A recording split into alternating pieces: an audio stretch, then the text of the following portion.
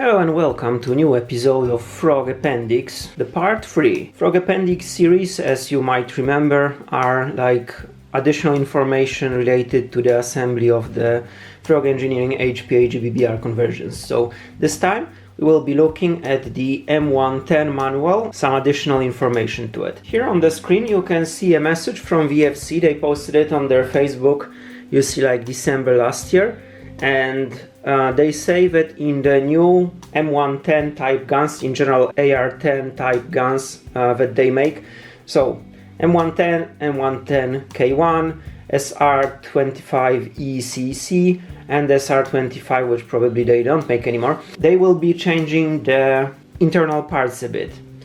So it says that they will remove the valve knocker lock and they will change the hammer.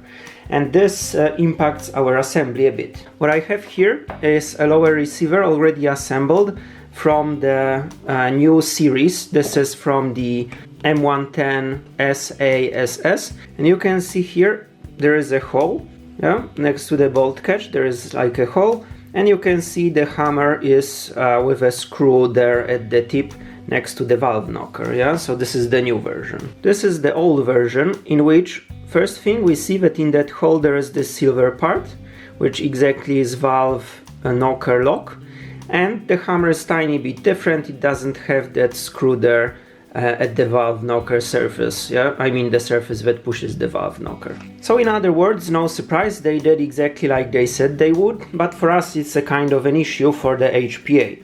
And why is that? To explain very quickly, the function of this valve knocker lock is pretty simple. When I pull the trigger, you see that the hammer pushed on the valve knocker, yeah, and this valve knocker lock moved tiny bit, yeah. So now if I move the hammer back, you see that the valve knocker stays there until I press this button, yeah, that lock lever, yeah. When I pressed it, the valve knocker jumped back.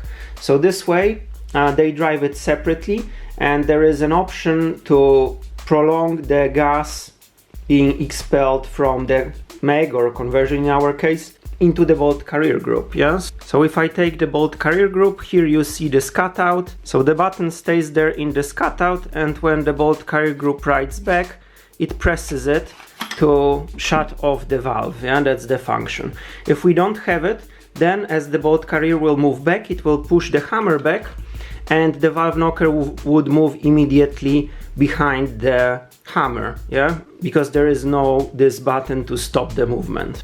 So what VFC did, probably they figured out that the gun works good enough on green gas without those parts, and this is because in general the propane, in our case green gas, red gas, whatever, is liquid in the magazine, yeah, so it evaporates, and when you shoot it's half liquid gas, yeah, it's like wet gas going into the bolt carrier group and then through the barrel and so on. It still evaporates, so there is more gas released at once than with HPA, which is the gas form all the time. So when you shoot, you just blow the air, yeah, compressed air at the same pressure as the green gas, yeah, if you set the regulator to the same pressure, of course.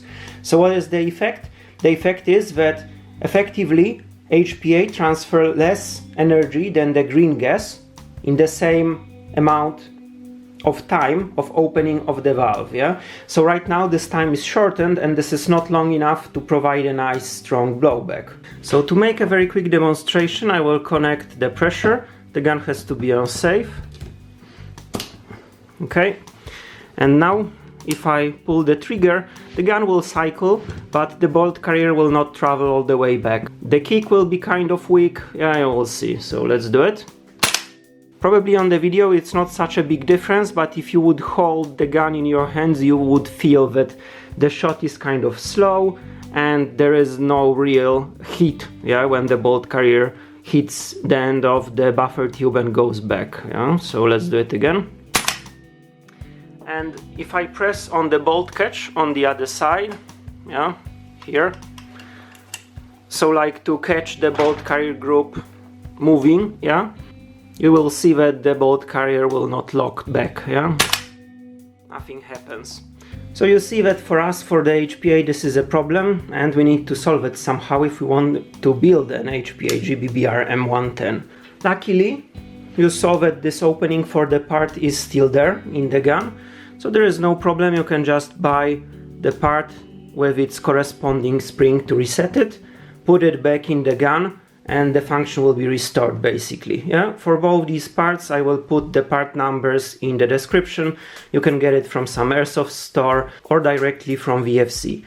So right now I'm gonna throw them in. I already have a conversion in, so it will be just tiny bit more complicated, but I'll show you how you put this in and then the difference. Yeah, of course we need to remove the upper receiver.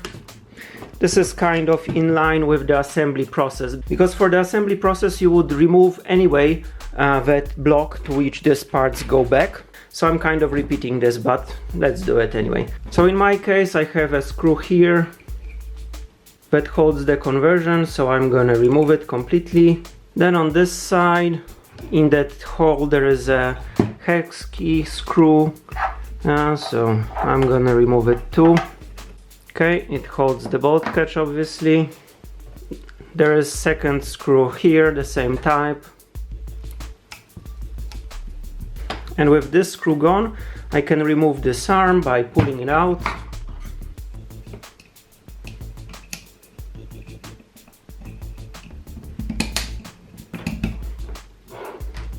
This is actually modded so that the part would not be that loose. Yeah, you can watch a video how to do it on my channel. I'll link it in the description. And then the last two screws.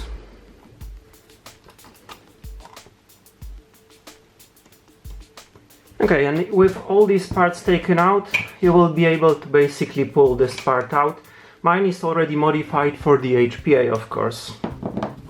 And now, extremely simply, we are just going to put these parts into this groove, adding some Teflon lube. Yeah.